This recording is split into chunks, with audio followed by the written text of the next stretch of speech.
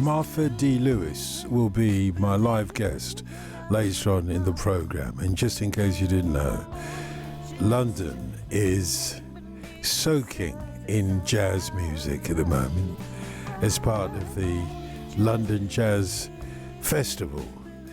Even my missus has been part of it amazing actually, at the Royal Festival Hall on a Friday. Jazz Voices, curated by our very own Jumoke Fashola, by the way. We're going to be talking jazz as a way of calming things down in these very difficult times, economic times and otherwise. Somehow in music and in this jazz thing that they call it, there is some key, I suppose, to the conundrum of this life that we're living.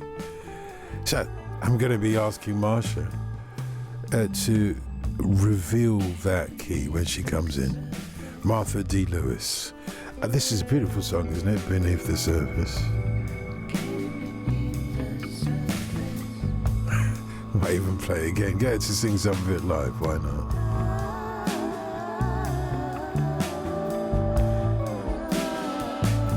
Yeah, it's proper, isn't it? It's proper.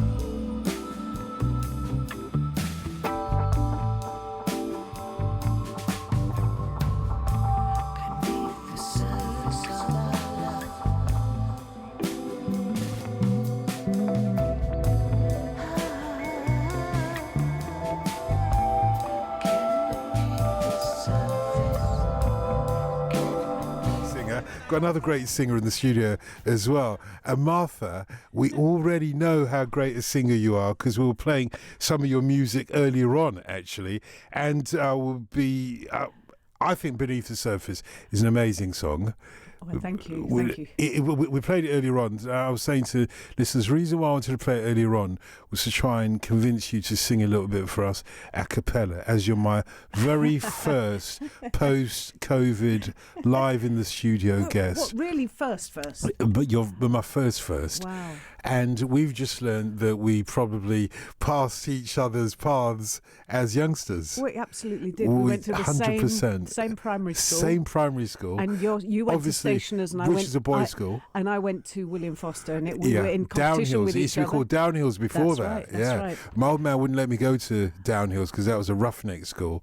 Yeah. Did you go to one just by Philip Lane? It was by Philip Lane initially, no, it wasn't was called William Foster. Yeah. And part of it was divided into two buildings. One was near the back of Turnpike Lane, and the other one was down Langham Road. Langham Road, yeah. Yeah, Langham Road. So that was where Stationers joined up. Which backs onto Downhills Park. Yeah, right. but that's where Stationers ended up. So That's I right. think those two schools amalgamated, became Langham after a while. Goodness gracious. God. Oh my word. Oh my God. Whatever you remember me having done, it wasn't me. It was a wasn't you. different. No, it wasn't different, me either. Yeah. It wasn't me either. I was just as bad. When we were at that age, it wasn't us, wasn't it? It was, it was the hormones or whatever it was. We just were not responsible for our own actions. I don't know. I think we got up to some stuff, didn't we? But we're not responsible at that age. We're not responsible. I think you're just trying things out, aren't you? That was my excuse. But you lived on Rutland Gardens in North London, which was much more posh than where I lived. Where did you live? Well, I was closer to Manor House, just off Hermitage Road. Just because we were like Tottenham, whereas you was kind of like Crouch End, virtually. No, of course. Gardens once you got Burgoyne Road and you went over Haringey West, the little bridge there, you're in Crouch End, aren't you? I remember that. Yeah. It's the back of Stapleton Hall Road. That's what you're talking about. Just by that little library. I used to practice my first band when I was 14. We used to practice in Stapleton Hall Road. In fact, I'd love to locate the person a very, very kind man. I remember his name to this day, called Chet Hussein, and I don't know where he is, but he was a very, very kind man who let a bunch of 14-year-olds practice in his front room on a Saturday morning.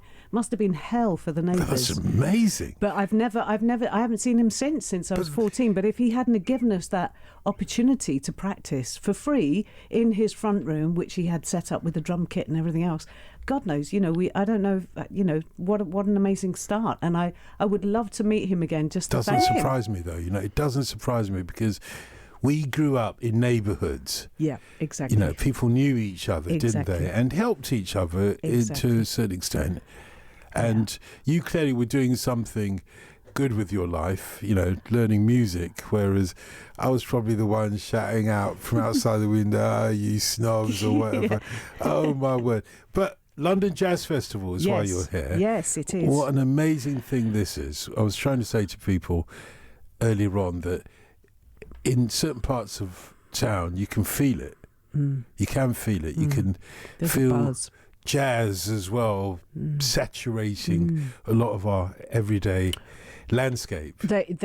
I'm told that there are 300 performances. It's amazing. Which, if you think, if the average band will have 3 or 4 players, so 300. Come on, do the maths. You're better than me, because I went to William Foster. It was rubbish for maths. So whatever 300 performance times 4. Wasn't a grammar school when I went there. By the way, okay. It stopped being that. But thank you. No, we were comprehensive as well. I know. I love Tottenham. I love being from Tottenham. I love saying that I'm from Tottenham. I'm very proud of it. I love it. And people think you're from Tottenham. You definitely don't support Arsenal. No. Is that a relief? I didn't know what to say then. I didn't know what to say then. It's only because the youngsters nowadays don't understand that as wonderful communities as we were very tribal. And on that side of the road that you were on, that was definitely Tottenham. That was not Arsenal. The opposite side of the road, Arsenal, obviously, because, you know, Little Cyprus and everything like that. Yeah. It was Little Cyprus then. It was. All of the, Greeks came over in the late 50s, early 60s, and they first went to, in fact, Greeks and Turks, because that's they're right. Cypriot. Greek and Turkish Cypriots. That's exactly right. And first of all, we went to Camden, and then to Finsbury Park, and then moved to Haringey, and that's where the first real Cypriot community was really flourishing. And it was Little Cyprus, and it was, all your neighbours were Greek or Turkish. Our next door neighbour were Turkish Cypriots. We were Greek Cypriots, and we were all living in harmony. And then the war broke out in '74. I remember that day. I remember that morning going to school, because at that time, sometimes I used to take the bus to Turnpike Lane, then go up to Crouch End. But I took the bus on that morning from, let's say, one stop after Manor House, going towards Turnpike Lane. I got on the bus, and every other shop had their windows broken, because if you remember, there was like a whole string of so-called football clubs there, gambling clubs, really. There was Nicosia FC, that's right, Paphos FC, Limassol FC. You really know that. Of course, man. I'm one of the Mavros that was amongst all the Gibruis, Although people don't like to say Mavro anymore. When I grew up, it was like, what's a big deal? I'm a Mavro, you're an Asprui, I'm a Mavro. Oh my God, you talk the lingo as well. It's fantastic. Indaxi. Oh, it's fantastic. And I just heard that you just came back from Cyprus. I did, yeah. And my parents live out there. Fantastic. I don't blame them. Well, yeah, I don't blame them. I had to ask people, why on earth are we going back to the UK, where it's miserable? My daughter texted me whilst we were away and saying, you're going to get a shock when you come back. That's right. That's right. It changed. Did you just go recently, I heard? I went recently, so I came back last Sunday. Oh, okay. So literally in the last 3 weeks, it's changed, hasn't it? Over here, it's definitely course. This is winter now. Oh, We're in as winter soon as wonderland. the clocks went back, Yeah. and then I missed all the rainstorms that you lot had. It was the light. The light in Cyprus is so bright. Yeah. I mean, it must be amazing for any artist. It's but life-giving. Not least singers, because it just brings out a joy, doesn't it? Some kind of beauty. It does. And it's soulful music. I was going to say it feeds your soul. Just the light just feeds your soul. It's very nourishing. It's wonderful out there. I don't blame my parents for living out there. They moved back about 20 years ago. They retired and they moved back there, and bless them, they're having a great life out there. Where in Cyprus are they? In Baralimni, which is near Yannaba, which is near Ayanapa. Yeah, Ian. So it's on the east side, southeast, almost Turkish. Well, it's on the border. Yeah. It's on the border. My family are refugees from the northern side, so they had to all move down to the southern side. Have you been back to the northern side at all? I went once with my dad. Yeah, I went, and my dad and my auntie. Yeah, they took us to the house. I mean, that was a really weird situation. Emotional. Because I've never been to the place that he was.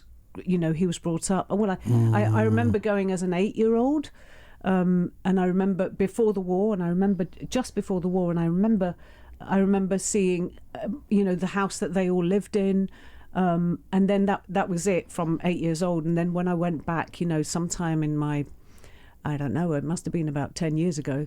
So I was in my 40s, and I remember him, saying, this is where I went to school, and this is the church that I started singing in, and I said, what do you mean singing? And then he burst into all this Greek Byzantine kind of singing. I was like, oh my God, not I didn't even know. Man. You didn't no, do not Vraka Man. No, okay. do you know Haji Mike? I know Haji Mike. Oh my I God, saw him brother. just last week. Oh my God, that's so just saw funny. him last week. Yeah. God, we're so connected. We are so connected, are we not? That's strange. What about Nana Mouskouri? She must have been an influence, surely. I mean, you would relate to this. When I was growing up in the 70s, there was no visibility of any Greeks on television except for Nana Mouskouri. And interestingly, Eve Polycarpou, who then became my partner in Doner and Kebab, which I did I remember that. So those two are the only Greeks that we saw. Well, Eve is Greek Cypriot, and Nana Mouskouri obviously then from of course Greece. Cat Stevens, Turkish Cypriot, and then of course. No, he was Greek Cypriot, but then he's converted to Islam. So yes, apologies. that's okay, right. So he's now Yusuf Islam, I think that's his right, name is. Yes. So yeah, I mean, growing up as a teenager, there was no representation of any positive representation of being Greek. So Nana Mouskouri was, obviously every time she was on, we were all very proud because we were represented on television. You know what that's like. She looks amazing, though. She had amazing, those big glasses and everything. She was very confident in her own skin and an amazing voice. It's really interesting. My mum became a journalist some years later, and she interviewed Nana Mouskouri, and we went to the Royal Albert Hall to see her performing, and she came out in the classic way that Nana Mouskouri presents herself, with the big kaftan and the centre parting and the big glasses and the kind of the desexualized version of a woman in a way, and my mum asked her in the interview why, and in the front row, in the front 2 or 3 rows, there were all these Nana lookalikes. Yes. It was hilarious, really, on one level, but they were real disciples of hers, But my mum asked her, as a journalist, she said, you present yourself like this, but yet backstage, and literally she was wearing fishnet stockings and a very high skirt and red fiery glasses and a big beautiful hat, and she just looked the total opposite to what she looked on stage. And she said back in the 50s when she started singing, the only acceptable way that she could get on stage without embarrassing her family was to become a non-sexual being, to not to not present herself in any kind of sexual way. So she had to kind of de-sex herself. Was that almost. for Greek Orthodox reasons or something? Yes, because it's even when I started, I remember it was really kind of frowned on. You don't really want your daughter to be on stage because people look at her, men look at her, and then she leads. It leads to drug taking, and it leads to late nights and then sleeping around and whatever. There's a lot of bad press for being a singer. So I can only imagine back in the 50s what it was like to let your daughter and to not. I know that I was in a film about Rosa Eskenazi, who was the very first blues singer, Greek blues singer, and I was in a film about her, the only documentary that's been made about her, feature film documentary, and that was way back in the 20s, and literally she had to, and all the women singers around that period had to literally were disowned by their family in order to become singers. So going forward to the 50s, at least Nana Mouskouri was allowed on stage, but she was only allowed to look a certain way, and she kept that image. She didn't want to let go of that image. Maria Callas, though, was... Maria Callas was an opera singer, so she's was that okay? Well, of course, because she's wearing these wonderfully lavish dresses and looking amazing and playing character as well. That's the important bit. She's playing a character. But there was a lot of sexual energy, though, wasn't there? But that's a character. That's acting. Yeah. It's not hers. It's not coming from her. You Greeks, you're into your classical stuff. I mean, whether it be classical mythology or classical literature or classical drama. I mean, that's true, though, isn't it? I was going to say we invented classic. Well, there you go. I won't take that away from you. Why not? Why not? We haven't even talked about the jazz yet. I know. We've got to do that. Are we going to run out of time? No, we're not going to run out of time. But you're happy to wait till after the 9 o'clock news I'm cool. as well. Yeah, because this was a preamble. This was a preamble. Really? Okay. And cool. the real preamble was that I said that I had played your song. Do you know what? I heard it on the way in the car, and thank you so much for playing that. It was beautiful. Thank you. Thank you so much. And I played the whole thing as well, and I found that. Thank you. When it ended, I wanted a little bit more, It's true. I'm not just saying that because you know me. I'm not going to just pamper you in that You're not respect. going to let it go, are you? No, but just... Where's your reverb button? Have you got a reverb button there? I'll tell you what, we'll find one. There is a reverb one. There is a reverb one. I won't be able to find it off the top of my head, but we'll find it whilst we go into the news. Okay. So you can have a little bit of reverb. I actually prefer it without the reverb, but no, that's all right. I don't need reverb. You sure? Yeah. Are you sure? I'm cool. Are you sure? Do you want me to sing along to the track, or am I singing a cappella? Sing whatever you like. Sing whatever you like. We just wanted a bit more of your voice, if that's all right, Martha. Oh, right. Well, what am I going to sing? Sing whatever you like. Now, you can have a moment or two to think about it. If I think about it, then I'm going to freak out, so I might as well do it. Well, jump in, eh? Do you want to jump in? Because I was going to start off with forever and ever and ever and ever I'll be the one. Now. Wrong repertoire. What, really? I was trying to make it Greek. Oh, yeah. Okay. All things Where's Greek. Where's your kaftan? I need a big one. And a big beard as well. Yeah, well, that's more than a kaftan. I think that's a rug, actually, that's if you true. don't mind. That's and true. with all due respect, actually, because I'm not, He was a fine singer. He absolutely was a fine amazing, singer. wasn't he? He was very Absolutely revered amazing. in Greece. He was a god. Of course, I can Greece. imagine that, yeah, because he was a god elsewhere as well. So if he wasn't in Greece, you'd wonder. Demis Roussos, the late great, as he is now. And there's a lot that we can talk about. We've only just touched on what it's like to be Greek Cypriot in North London at the time we grew up. So we're going to get into some souvlaki and getting into the kofte. And you're just flexing your Greek knowledge now. I'm flexing it. I am flexing it. I'm going back. I can't tell you, it's so wonderful. I'm going back to a place and a time where those who went to school with me would be laughing their heads off. They'll say, Adebayo, mate, he still didn't learn. After all we taught him, the only Greek that he can say, he's not allowed to say on the radio.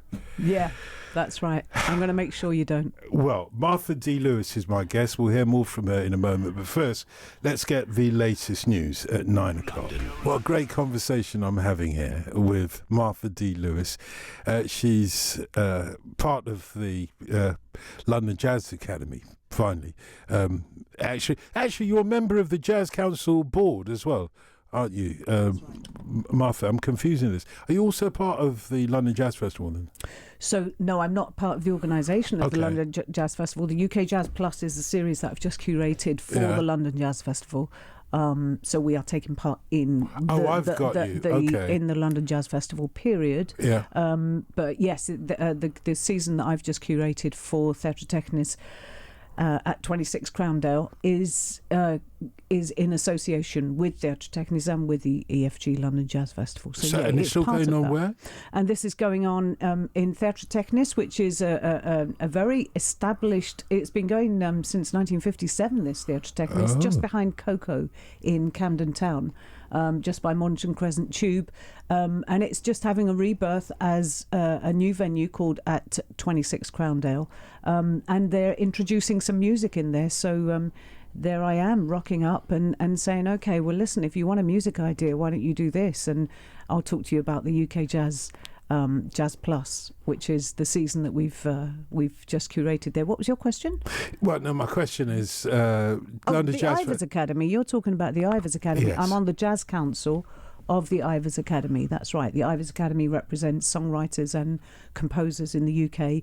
And within the Ivors Academy, there are several different divisions, like classical department, the songwriters, the composers, the jazz. There's different genres being represented, and I'm part of the Jazz Council on. But the UK Jazz Plus, that goes on till the end of the month, does it? No, UK Jazz Plus is a series that I've just created and curated for. I'll talk to you about UK Jazz Plus. Yeah. Basically, I wanted to create a platform that spotlighted jazz singer-songwriters in the UK. Now, for me, there's an emerging kind of growing genre here that hasn't been tapped into as a kind of concentrated force. I mean, if you look at the programme, the very wide-reaching programme of the London Jazz Festival, there's lots of jazz singer-songwriters, but what we're doing with the UK Jazz Plus sessions at Theatre Technis is to bring them all together in a concentrated programme to say, look, this is something that's happening, this is a movement that's happening. And what's basically happening is that you know, when you think of a jazz singer, you think about Ella Fitzgerald and you think about Billie Holiday and you think about Frank Sinatra. You think about them singing the American Songbook. You don't think about them writing their own stuff. So then years later, Nina Simone, Abbey Lincoln started to write their own stuff. That's been followed through by Diane Reeves and by Lisa Simone, Nina Simone's daughter, by Cassandra Wilson and several other people. Kurt Elling has now picked up the baton, as has Gregory Porter. Now, all of these names are big in America, but we don't have any big profile people yet over that's here. a really good point. And why is that? Because the movement's been bubbling under for quite some time. It has been, and I think that's where I think that the fire in my belly has been kicked off, because I can see that there's a big movement happening here. It's big in America. Audiences are just getting to the place where they want to go and see original jazz music. And over here, we hadn't quite got to grips with, you know, we think of jazz as going to see stuff that, you know, Fly Me to the Moon, or, you know, you go and see the American Songbook. That's what you think of as jazz. But audiences over here are changing, and they're changing because so many new singer-songwriters are incorporating jazz. So there's this hybrid of music that is beautifully rich, and it's got R&B, it's got hip hop, it's got a little bit of folk, a bit of Americana, it's got a little bit of rap and a bit of spoken word, and this beautiful genre that's coming out. And through people like myself and like other people who've grown up over here from different cultural influences. I'm not just talking ethnicity, but also social and financial, you know, on political. It's a cultural level. There are so many people who are coming up who have got a voice, but their musical language that they prefer to use is kind of jazz harmony. It is, but it's a bit of soul as well, and it's a bit of... Exactly. So what we've done in the UK Jazz Plus session, actually, did you get one of these leaflets? Thank you, I appreciate it. What we've done in this session, in these UK Jazz Plus sessions, is to bring 8 artists together, and all of them have got a different USP. They've all got an original, you know, music voice. They've all got something to say, not just vocally. They're all interesting, but their voice of what they're wanting to say and the messages that they're trying to give out are really important. And so I feel that there's a real groundswell happening of this wonderful new genre of jazz singer-songwriters. So you might go along to see Sarah, for example, who's on our last night with Baby Soul, and you'll get more soul, if you like, and you'll get a little bit more funk, and you'll get a little bit more. So different singers have got a little bit of this and a little bit of that, and that's not to say that they're confused, but it's wonderfully rich, and it's enhancing this wonderful world that we call jazz, which, by the way, the Ivors Academy has just agreed to call Jazz Plus, because that encapsulates everything. Encapsulates everything. Yeah. I fear that the Americans lose out on some fine singers, because some of their great soul singers are actually like jazz singers. I mean, who would say that Luther Vandross was not a jazz singer as such? Exactly. Whereas what happens here often enough is, even though you're brought up singing jazz, you find your way into much more sort of, whether it's commercial or much more contemporary, for want of a better way of describing it, genres to slot into. Even though your background is jazz, you're singing, whether it's, you know, you mentioned a few of the genres that people might morph into. At the far end is pop, but, you know, it can be soul or blues, or, you know, to a certain extent, my missus Lovers, it comes from there. Exactly. Reggae, or whether it be, you know, grime. You know, a lot of grime people bring some jazz influences into it, and like you say, sometimes it's spoken word now as well, and that becomes part of the vocal experience of jazz. Does that hamper the jazz singer, that they've broken through, if you like, through a another musical perspective that doesn't allow them to necessarily go back. Somebody like Cleveland Watkins, I always found that he never quite sat in any particular genre of, let's say, soul or otherwise. So he always had to keep coming back to jazz because that's where his comfort zone was. But other people would go to soul, find success there, and just leave the jazz behind. You know, I think this is an interesting debate. I think it's an ongoing debate, and the debate really is about Cleveland is a fantastic singer. He's multi-genre. I would describe him as multi-genre. I think he's skilled at doing all kinds of genres. His current project, I think, was the great Jamaican songbook, wasn't it? It was, which is wonderful. And that's a different kind of singing altogether. But, you know, at the end of the day, for me, as a singer, he's a singer. It doesn't matter whether he's jazz or he's soul. And for me, part of the Jazz Plus is saying, look, you know what? Forget these little categories. Let's just say it's Jazz Plus. Let's say it's bigger than just, you know, so you don't have to keep hopping from soul to jazz to do you know what I mean? Now, I can't, there's a part of me that just wants to disperse all these, or do away with all these different genres that keep us confined. You know, just do the music. Let the music speak for itself. Yeah. Although, do you remember Julie Dexter? Dexter from back? Because she went to the States to try and make it over in the States. Right. Because she couldn't just find, and she was, you know, amazing black British jazz singer, young at the time, but, you know, obviously she's matured somewhat since I last spoke to her. But she went to the States to try and find a home, but didn't quite find it in the States, you know. And I've seen this happen with I remember Courtney Pine many years ago, about 1990, when I was living in Los Angeles. He was trying to break in the States, and he came over, and I interviewed him there and everything.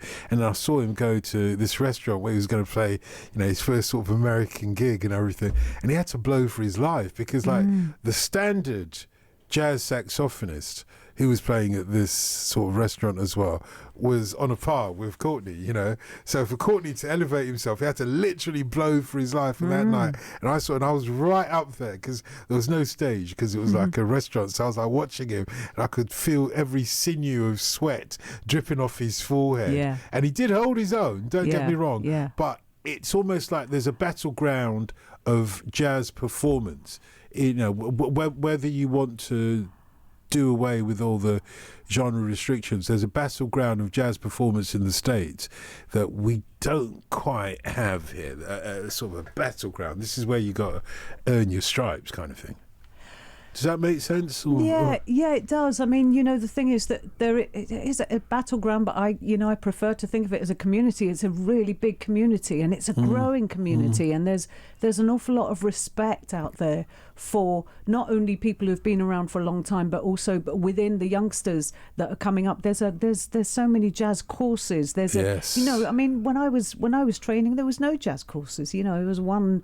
You know, that we had jazz. I remember I was given jazz singing as an option for my instrument. Where I did music as a degree, and you had to have two instruments. So my first instrument was voice, and the second was piano, which I was terrible at, and I wish I just really concentrated on that. But I was offered jazz singing lessons, but they weren't employing the jazz singing teacher for long enough, and it was full up. So I did 3 years of opera training instead of jazz singing. But you know, so I'm just trying to highlight the fact that way back then in the 80s, there weren't that many jazz courses. Now everywhere you look, there's jazz courses. You know, Trinity is doing them, Royal College of Music are doing them. Everybody's training to be a jazz singer. So what's happening is that all these wonderful kids are getting to know each other, and they're getting a community. And that's what I love about I'm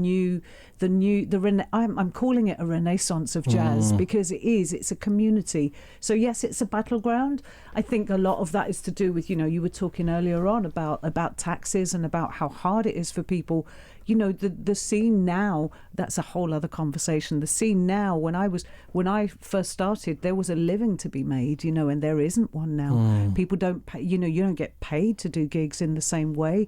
The funding has completely gone, and then the only income that we really had was to sell CDs, and that's gone because of streaming. So I mean, that's a whole other conversation that we need an hour for. But But, you know, yes, it's a battleground, but it's also a wonderful, vibrant community that I'm loving being a part of. And you're performing on Sunday.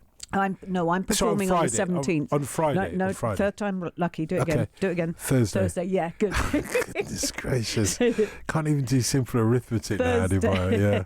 Thursday, 17th of November. I'm performing. Well, I'm performing with Tyrone Isaac Stewart. Now, Tyrone is a wonderful emerging artist who, this is a classic point. He's a saxophonist. He's a dancer. He's rap. He's spoken word. He's a wonderful singer. He plays the piano.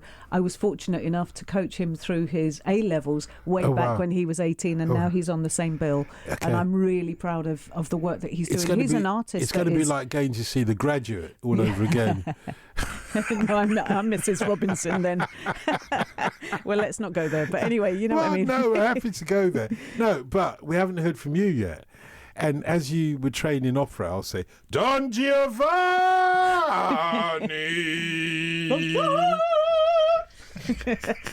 No, we're not going to go there. So what are you going to choose to sing a little bit of a cappella for us? No, you're serious about this? Yeah, of course I'm serious about this. Anything you want. And just let me remind people that Beneath the Surface, the song that we played earlier, we might play a little bit of it again later on, is from your latest album? My latest album, which is called All That You See. You were talking earlier on a personal level about a loss that you'd recently had. I hope you don't mind me mentioning. That's okay. And actually, there is a song called Dawn from the album that I would love you to play if you had room for another one. Yeah. But it's all about emerging out of loss. I had myself a very big bereavement in 2019, and you know it knocks me. You know, you were saying that it knocked you as your closest friend and my closest friend of 30 years. It's very hard to have that kind of loss, and I really thought for a while, given that I was, I've been doing music since I was 7. I stopped doing music for a couple of years, and it really shocked me that I couldn't relate to anything that I could relate to before. Anything that fed me didn't feed me anymore, and the song Dawn is all about coming out of that darkness and finding your voice again, and finding life again, and finding joy again. So that's a song called Dawn from the album. But yes, All That You See, the new album, is about loss. It's about renewal. It's social commentary. I'm talking about robots in one song. I'm talking about the homeless in another. I'm talking about coming out of grief. I'm talking about different subjects. I'm talking about the awful effect of pornography on children, the traumatic effect. So it's a social commentary album as well as love and loss, all on the album All That You See, and that's why I've called it All That You See. Things were so much simpler then. When we grew up in North London, you literally probably never more than 200 yards away from where I lived. And isn't that weird? We grew up within 200 yards of each other. And we're a similar age, so we really probably passed... I'm a bit older than you. Yeah, you're a bit older, but we probably passed each other in the street and didn't even know. Oh, 100%. And all hundreds the time. of times. In fact, if your parents were anything like my parents, they would say, don't look at that boy. Yeah. Don't look at that boy. Definitely. Let me take you somewhere else. Stay away from that boy. Stay away from boys like that. Yeah. Yeah, so that was me. Your parents were talking about. Talking of Dawn. Thank you. Thank you. Thank you. Now I'm feeling strong. There's nothing else to see. It's time to move along. I'm using your guitar to write. It's all I've got of you. I place my fingertips where yours once played your blues. Dawn has come. I made it through the darkest night, and I never thought I'd see the light of day.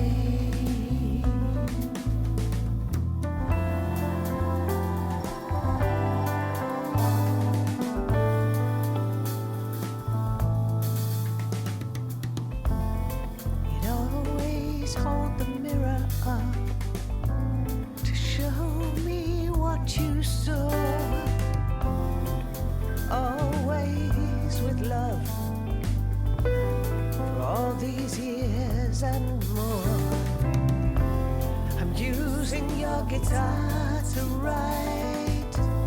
It's all I've got of you. Place my fingertips where yours once played your blues. Dawn has come. I made it through the darkest night. I never thought I'd see the light of day.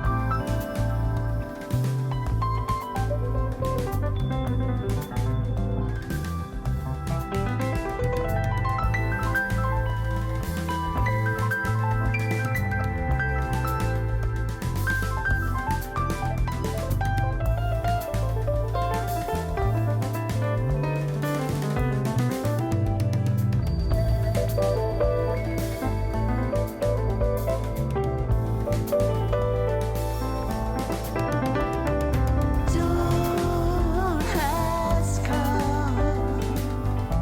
I made it through the darkest night, and I never thought I'd see the light of day.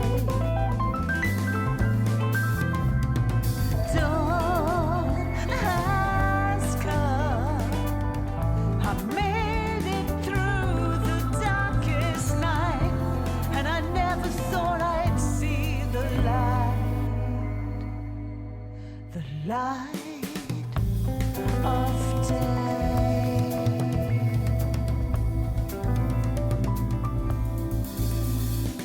Light of day.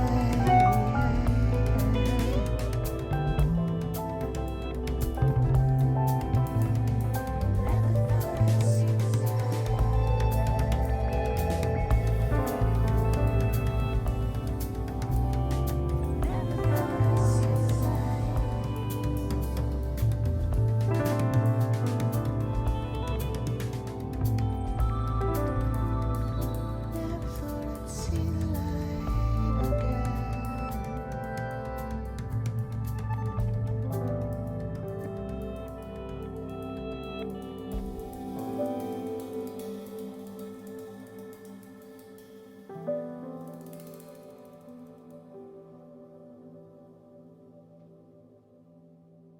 Yeah, Martha D. Lewis with Dawn there from her new album. And thanks, Martha. I appreciate you coming in as well.